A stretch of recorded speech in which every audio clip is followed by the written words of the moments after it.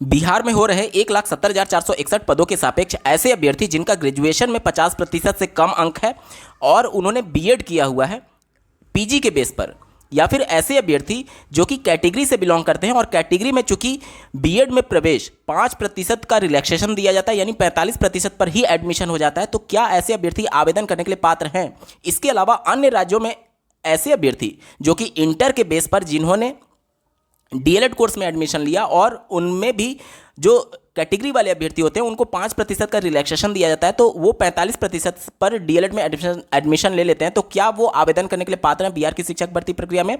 चूंकि यहाँ पर बहुत सारे फैक्टर्स एक दूसरे से इंटरकनेक्टेड हैं। इसके अलावा माननीय सुप्रीम कोर्ट का भी इसके संबंध में एक आदेश है। इसके बाद से एनसीटी ने भी अपने गाइडलाइंस में कई बार परिवर्तन किया है। तो अगर आप इस प्रश्न का जवाब केवल हाँ या ना में ढूंढेंगे तो आपका उत्तर कभी मिल ही नहीं पाएगा, क्योंकि बहुत सारे फैक्टर्स हैं। तो इसलिए इस वीडियो को अंत तक जरूर देखिएगा। आपके मन में इस प्रकार के प्रश्न कभी भी उत्पन्न नहीं होंगे और पूरा सटीक विश्लेषण करने की कोशिश करेंगे। अंत तक जुड़े रहिएगा। इसके अलावा मैं आपको याद दिला दूं कि अगर अभी तक आपने आवेदन नहीं किया है और स्टेप बाय स्टेप जानना चाहते हैं कि किस प्रकार से बिहार की शिक्षक भर्ती प्रक्रिया में ऑनलाइन आवेदन करना है, तो इसके रिगार्डिंग एक डेडिकेटेड वीडियो का लिंक आपको इस वीडियो के डिस्क्रिप्शन में दिया गया। तो इस वीडियो के बाद अगर आप चाहें तो इस वीडियो का डिस्क्रिप्शन चेक कर सकते हैं।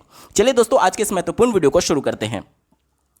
जैसा कि आपको ज्ञात होगा कि हमारे देश में जो शिक्षकों की भर्ती होती है, चाहे किसी भी राज्य में या फिर केंद्र स्तर की शिक्षक भर्ती, वह सब कुछ आरटीई एक्ट के अनुसार ही होती है, आरटीई एक्ट 2009 के अनुसार। और आरटीई एक्ट के अनुसार ही हमारे देश में जो एनसीटी है वो विभिन्न प्रकार के कानून बनाता है। ठीक है, यहाँ पर देखिए, आरटीई एक्ट 2009 में जब जारी हुआ उसके बाद से एनसीटी ने 29 जुलाई 2011 को एक अधिसूचना जारी करते हुए राजपत्र में इसको प्रकाशित किया, जो कि आप अपने स्क्रीन पर देख पा रहे होंगे। इसमें उन्होंने ये बताया कि प्राथमिक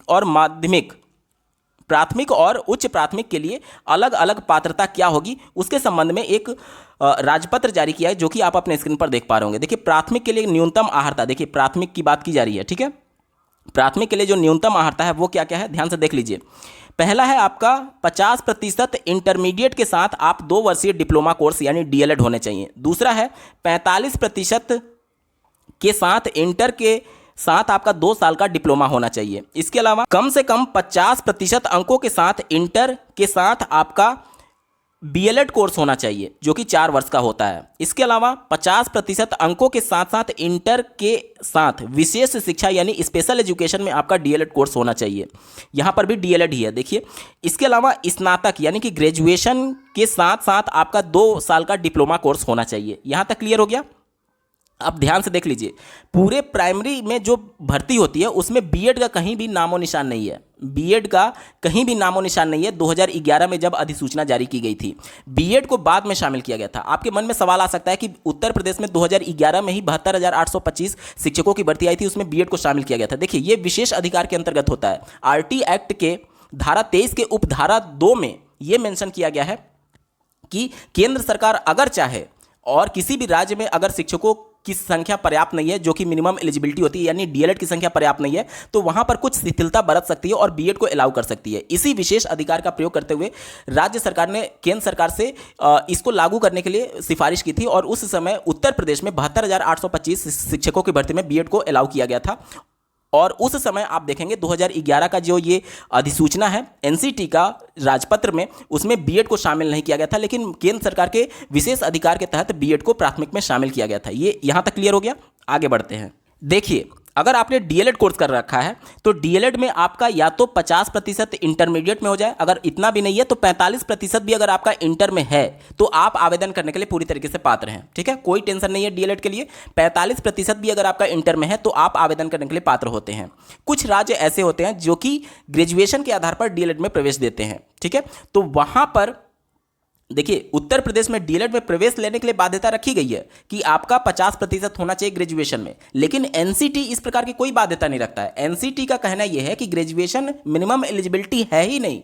ग्रेजुएशन जो है वो बीएड के लिए मिनिमम एलिजिबिलिटी है, डीएलएड के लिए मिनिमम एलिजिबिलिटी इंटरमीडिएट ही है। तो भले ही राज्य सरकार अपने यहां प्रवेश दे रही है, लेकिन आपको एनसीटी की गाइडलाइन के अनुसार ही शिक्षक भर्ती प्रक्रिया में शामिल होने का मौका मिलेगा। अन्य राज्य में अगर उत्तर प्रदेश में होगा भर्ती तो वह उत्तर प्रदेश के नियमों कानून के अंतर्गत होगा, लेकिन चूंकि ये बिहार में हो रहा है तो बिहार का जो नियम कानून है वह एनसीटी के कानून को ही फॉलो करता है। इसलिए आप देखेंगे कि बिहार में डीएलएड में प्रवेश ग्रेजुएशन के बेस पर नहीं होता है बल्कि इंटर के बेस पर होता है। तो अब बिहार की शिक्षक भर्ती में चूंकि आप सम्मिलित होने जा रहे हैं तो वहां पर देखा यह जाएगा कि आपका एनसीटी की गाइडलाइन जो कि बिहार राज्य सरकार फॉलो कर रही है, इंटर में आपका 50% या फिर 45% होना चाहिए। यहां तक क्लियर हो गया। अब यहां पर ध्यान देने वाली बात यह है कि अगर आप बिहार राज्य के हैं तो 50% या फिर 45% में से कोई भी आपका होना चाहिए, ठीक है। और अन्य राज्य के भी अभ्यर्थी हैं, जैसे उत्तर प्रदेश से जा रहे हैं या फिर किसी अन्य राज्य से जा रहे हैं, तो भी आपका इतना पे रहेगा तो वहां पर शिक्षक भर्ती प्रक्रिया में आप शामिल हो पाएंगे, कोई भी दिक्कत नहीं होगा। तो डीएलएड के लिए तो कोई भी प्रॉब्लम नहीं है, उनके लिए इंटरमीडिएट में 45% है या फिर इससे ज़्यादा है तो वो आवेदन करने के लिए पात्र हो जाएंगे। यहाँ तक क्लियर। मेन प्रॉब्लम आता है बीएड के लिए, क्योंकि बीएड के लिए साफ शब्दों में मेंशन किया गया है कि 50% ग्रेजुएशन में होना अनिवार्य है। स्क्रीन पर आप भारत का राजपत्र जो कि एनसीटी के द्वारा प्रकाशित कराया गया 2011 में आरटी एक्ट के बाद, उसमें मैंने आपको बताया कि बीएड अभ्यर्थी प्राथमिक शिक्षक भर्ती में शामिल नहीं किया गया था। लेकिन जब उच्च प्राथमिक स्तर कक्षा 6 से 8 की एलिजिबिलिटी देखेंगे तो इसमें बीएड को शामिल किया गया है इस नाम से। ध्यान से देखिएगा, ये बहुत इंपॉर्टेंट लाइन है। इस नाम से शामिल किया गया कि न्यूनतम 50% अंकों के साथ स्नातक एवं शिक्षा शास्त्र में 1 वर्षीय बीएड।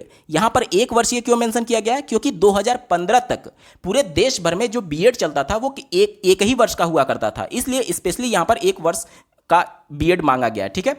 2015 के बाद से 1 वर्षीय बीएड को डिसकंटिन्यू कर दिया गया पूरे देश भर में। कुछ यूनिवर्सिटीज अभी भी रन करती हैं लेकिन वो विशेष तौर पर, बाकी पूरे देश भर में इसको डिसकंटिन्यू कर दिया गया, ठीक है। अब 2 वर्षीय बीएड को लागू किया गया और 1 वर्षीय बीएड पूरी तरीके से खत्म कर दिया गया है। तो यहां पर ये लाइन बहुत महत्वपूर्ण है, ध्यान से देख लीजिएगा, क्योंकि उस समय चूंकि प्राथमिक में बीएड शामिल नहीं था लेकिन बीएड के लिए यही एलिजिबिलिटी हुआ करती थी अपर प्राइमरी में, ठीक है। अब कानूनी तौर पर बीएड को प्राथमिक में शामिल किया गया 28 जून 2018 के इस राजपत्र के आधार पर, जो कि एनसीटी के द्वारा प्रकाशित किया गया था। आप स्क्रीन पर देख पा रहे होंगे 28 जून 2018, ठीक है।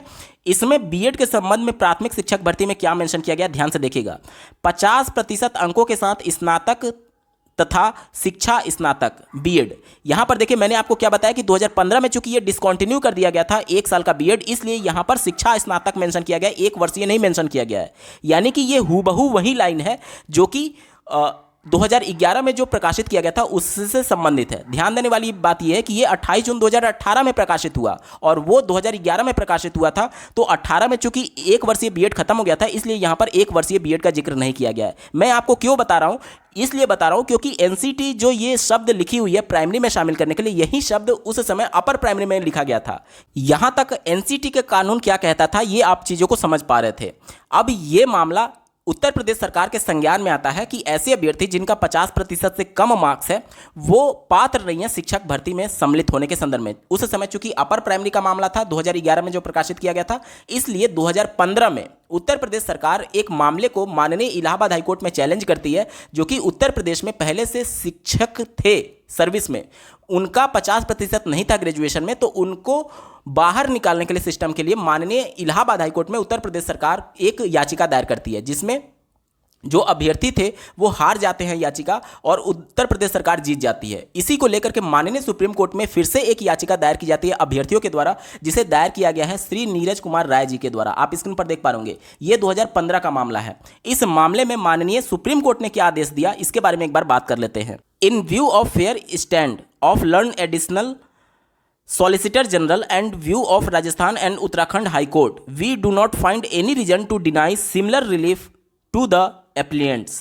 No doubt, as rightly held by the High Court, the NCT ought to have issued a clarification by way of supplementary notification, but NCT may now do so within 1 month from today. यानी कि NCT का एक guideline इससे पहले यह जारी हुआ था कि कोई भी अभ्यर्थी जिसका ग्रेजुएशन में 50% अंक नहीं है और अगर वो जनरल से है, तो अगर ग्रेजुएशन में 50% से कम है और अगर उसने पीजी कर लिया है और पीजी में अगर उसका 50% है या फिर इससे ज़्यादा है, तो पीजी या फिर यूजी यानी कि स्नातक या फिर परास्नातक में से किसी भी एक में अगर उसका 50% से ज़्यादा अंक है तो वो बीएड में प्रवेश लेने के लिए पूरी तरीके से पात्र होता है।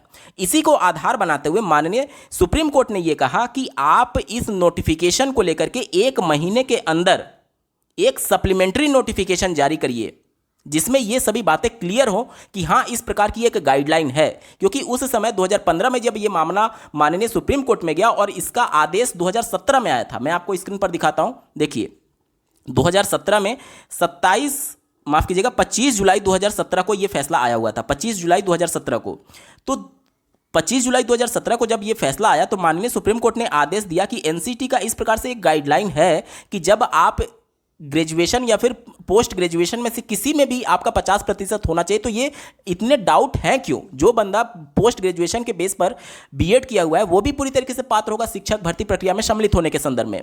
अब चूंकि 28 जून का जो नोटिफिकेशन है एनसीटी का वो ये कहता है कि 50% स्नातक में होना अनिवार्य। ध्यान से समझिए मैं क्या बोल रहा हूँ। एनसीटी का जो 28 जून 2018 का नोटिफिकेशन जारी हुआ उसमें 50% ग्रेजुएशन में मांगा गया है, पोस्ट ग्रेजुएशन का जिक्र नहीं किया गया है। लेकिन आपको ये बात समझना होगा कि माननीय सुप्रीम कोर्ट का जो आदेश आया था वो 2017 का आदेश है। कब का है? 2017 का। और एनसीटी का गाइडलाइन कब आया? 2018 में। इस 2017 के आदेश के आधार पर 2019 में एनसीटी फिर से एक बार नोटिफिकेशन निकालता है, जिसे जानना आपको बेहद जरूरी है। ये नोटिफिकेशन एनसीटी के द्वारा फिर से भारत के राजपत्र में प्रकाशित किया गया माननीय सुप्रीम कोर्ट के आदेश के बाद से, जो कि 2017 में दिया गया था और ये प्रकाशित हुआ 13 नवंबर 2019 को। क्या कुछ इसमें मेंशन किया गया, ध्यान से समझिएगा।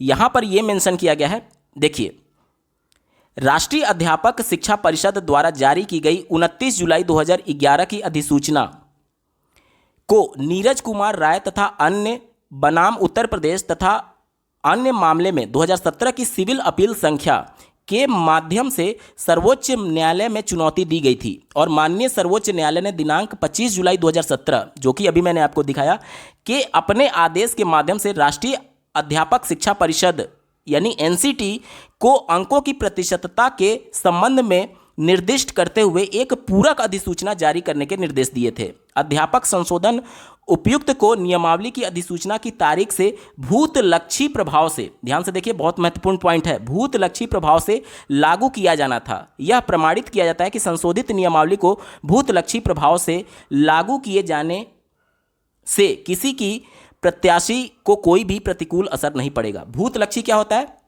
भूतलक्षी ये होता है कि जब 2011 में आरटी एक्ट के बाद से जो नोटिफिकेशन एनसीटी ने जारी किया, जो ये करेक्शन ये करने जा रहे हैं 2019 के नोटिफिकेशन में, ये 2011 से माना जाएगा। भूतलक्षी का मतलब यही होता है कि भूतकाल में जब से वो नोटिफिकेशन 2011 में जारी हुआ तभी से ये संशोधन माना जाएगा, जो कि 2019 में माननीय सुप्रीम कोर्ट के 2017 के आदेश के आधार पर लागू किया गया था। अब देखिए इन्होंने संशोधन क्या किया, ध्यान से देखिएगा। इन्होंने संशोधन यह किया 2019 में कि कम से कम 50% अंकों के साथ शिक्षा में 1 वर्षीय स्नातक को अब प्रतिस्थापित कर दिया जाएगा, यानी कि रिप्लेस कर दिया जाएगा। किस नाम से? कम 50% अंकों सहित स्नातक या स्नाकोत्तर तथा बीएड। यानी कि अब जो यहां पर केवल पहले बीएड शामिल था, अब उसमें माफ कीजिएगा, पहले केवल जो स्नातक शामिल था उसमें स्नातक या स्नाकोत्तर कर दिया गया। यानी कि आपका पीजी में 50% होना चाहिए या फिर यूजी में 50% होना चाहिए। अब जो नोटिफिकेशन 2011 में जारी किया गया 29 जुलाई 2011 को, यहां पर साफ शब्दों में मेंशन किया गया कि ऐसा माना जाएगा कि यह अधिसूचना 29 जुलाई 2011 से लागू कर दी गई है। इसी को भूतलक्षी बोलते हैं। यह नोटिफिकेशन कब जारी होता है? ध्यान से देखिएगा, यह नोटिफिकेशन जारी होता है 13 नवंबर 2019 को। और यह बोला गया कि यह जो कानून होगा कि स्नातक या फिर परा स्नातक दोनों में से किसी भी एक में आपका 50% होना चाहिए और बीएड होना चाहिए, तब आप पात्र होते हैं। तो ये देखिए, ये 2011 से ही लागू होना माना जाएगा। यहां पर साफ शब्दों में एनसीटी की गाइडलाइन कहती है। यानी कि ये वाला जो पॉइंट है जो अपर प्राइमरी में था कि 50% अंकों के साथ स्नातक, अब यहां पर क्या जोड़ दिया गया? या परा स्नातक जोड़ दिया गया, परा स्नातक। ठीक है, यानी कि आपका ग्रेजुएशन में या फिर पोस्ट ग्रेजुएशन में किसी में भी 50% अंक है तो आप पात्र होते हैं, और साथ ही साथ बीएड है तो आप पात्र होते हैं। ठीक है, ये अपर प्राइमरी में जोड़ा गया। लेकिन चूंकि उस समय 2011 के नोटिफिकेशन के आधार पर प्राइमरी में बीएड में शामिल नहीं था, जो कि शामिल हुआ 2018 के नोटिफिकेशन के आधार पर। अब जो 2018 में नोटिफिकेशन जारी हुआ था जिसमें यह बोला गया कि 50% अंकों के साथ स्नातक तथा शिक्षा स्नातक यानी बीएड, तो यहां पर जो 50% की अनिवार्यता थी ग्रेजुएशन में, उसको रिप्लेस ऑलरेडी किया जा चुका है कि 50% या तो आपका ग्रेजुएशन में होना चाहिए या तो पोस्ट ग्रेजुएशन में होना चाहिए। क्योंकि बीएड में प्रवेश लेने के लिए अब आप देखेंगे तो यूजी या फिर पीजी में से किसी में भी अगर आपका 50% है तो आप आवेदन करने के लिए पूरी तरीके से पात्र हो जाते हैं। यानी कि ये वाला जो एनसीटी का 28 जून 2018 का नोटिफिकेशन है वह पहले ही संशोधित हो चुका है 2017 के माननीय सुप्रीम कोर्ट के आदेश के आधार पर, ठीक है, जिसके लिए 2019 में नोटिफिकेशन एनसीटी ने निकाला और उसके लिए भूतलक्षी वो लागू होगा 2011 से ही। तो यहाँ पर जो 50% की अनिवार्यता है स्नातक में, ये स्नातक के साथ साथ परा स्नातक किसी में भी अगर आपका 50% है और साथ ही आपने बीएड किया है तो आप प्राथमिक स्तर की शिक्षक भर्ती प्रक्रिया में शामिल होने के लिए पूरी तरीके से पात्र हैं एनसीटी की गाइडलाइन के अनुसार। यहां तक सभी के डाउट्स क्लियर हो जाने चाहिए कि अगर आपका यूजी या फिर पीजी किसी में भी 50% है तो आप पूरी तरीके से एलिजिबल हैं। लेकिन इसमें भी कुछ कंडीशन है, ये बिहार के अभ्यर्थियों पर लागू होगा। मान लीजिए कि आप उत्तर प्रदेश या फिर बिहार के किसी भी बाहर के राज्य से संबंधित हैं तो उस कंडीशन में ऐसे अभ्यर्थी जो कि पीजी नहीं किए हुए हैं और सिर्फ यूजी किए हुए हैं और यूजी में उनका 50 से कम है और वो कैटेगरी का लाभ लेते हुए बीएड में एडमिशन लिए हुए थे, तो चूंकि आप बिहार में अनरिजर्व कैटेगरी में फाइट करेंगे तो अनरिजर्व की जो एलिजिबिलिटी होगी बीएड में प्रवेश लेने के लिए वो आपका फुलफिल होना चाहिए। चूंकि आपने कैटेगरी का लाभ लेते हुए 50 से कम पर एडमिशन लिया है बीएड में, उस कंडीशन में आप अन्य राज्य से जब बिहार में जाएंगे तो अनरिजर्व कैटेगरी का सारे कंडीशंस फुलफिल नहीं कर रहे हैं, इसलिए आप लोग पात्र नहीं होंगे जो कि कैटेगरी के आधार पर बीएड में प्रवेश लिए हुए हैं। ठीक है, यहां तक स्पष्ट हुआ। कैटेगरी के आधार पर अगर आपने 50% से कम रहते हुए ग्रेजुएशन में बीएड में एडमिशन लिया और पीजी नहीं है तो उस कंडीशन में चूंकि आप कैटेगरी का लाभ ले चुके हैं और इसलिए आप अनरिजर्व में अब फाइट नहीं कर पाएंगे। ठीक है, यहां तक क्लियर हो गया। अगर आप उत्तर प्रदेश के ऐसे अभ्यर्थी हैं जिनका यूजी या फिर पीजी में किसी में भी 50% है, किसी में भी 50% है, तो आप पूरी तरीके से सेफ हैं बिहार की शिक्षक भर्ती प्रक्रिया में सम्मिलित होने के संदर्भ में। साथ ही साथ माननीय सुप्रीम कोर्ट के आदेश के आधार पर जो अभ्यर्थियों की जीत हुई थी वह इन सर्विस टीचर्स के लिए थी। इन सर्विस टीचर्स का मतलब क्या होता है? जो पहले से टीचर थे, सरकारी विद्यालय में शिक्षक थे, तो उनके लिए ये आदेश पारित किया गया। ध्यान से पढ़िएगा, यहाँ पर बी वाला पॉइंट पढ़िए।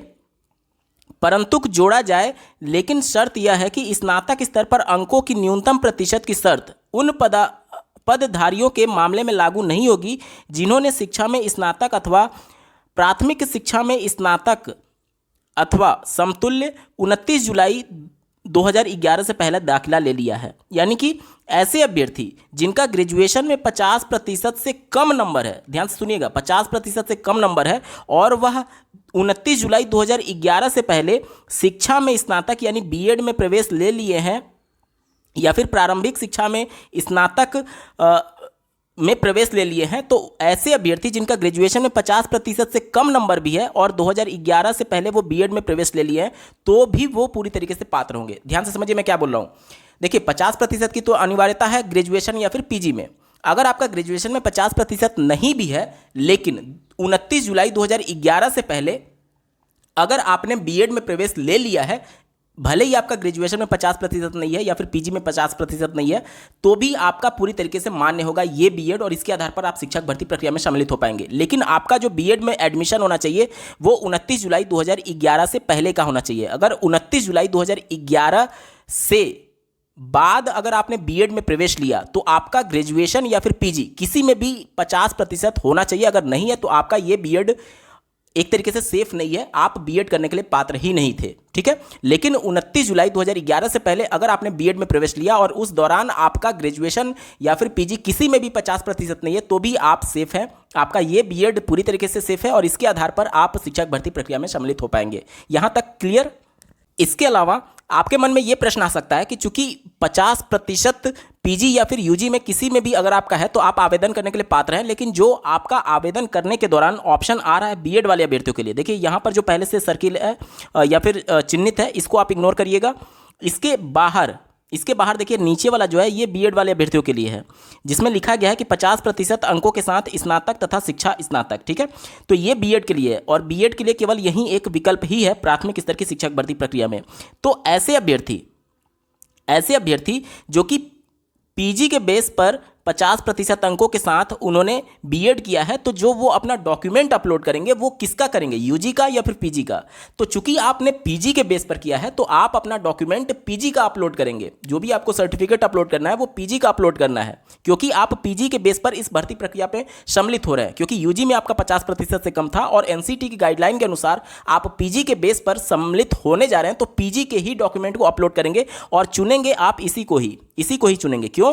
क्योंकि यहां पर जो एनसीटी ने अपने इस कानून में संशोधन कर दिया है कि 50% अंकों की अनिवार्यता स्नातक के अलावा परा स्नातक किसी में भी अगर आपकी है तो आप एलिजिबल होंगे। ठीक है, तो आपके लिए यही है, आप इससे कंफ्यूज मत होइएगा कि यहां पर स्नातक लिखा हुआ है और हम लोग पीजी का अपलोड क्यों कर रहे हैं। क्योंकि एनसीटी ने संशोधन कर दिया है कि स्नातक या परास्नातक दोनों में से किसी में 50% होना चाहिए। तो ऑलरेडी ये अंडरस्टूड है कि स्नातक के अलावा अगर आपका पीजी में 50% है तो आप पीजी के आधार पर सम्मिलित हो सकते हैं और पीजी के डॉक्यूमेंट्स को आप अपलोड करेंगे। उम्मीद करता हूं आपके सभी डाउट्स क्लियर हो गए होंगे। बावजूद इसके अगर आपका कोई प्रश्न रह जाता है तो कमेंट के माध्यम से जरूर पूछिएगा और ऐसे ही महत्वपूर्ण अपडेट के लिए इस चैनल को सब्सक्राइब करना ना भूलें। इस वीडियो को देखने के लिए आपका बहुत बहुत धन्यवाद। भगवान करे आपका दिन शुभ हो।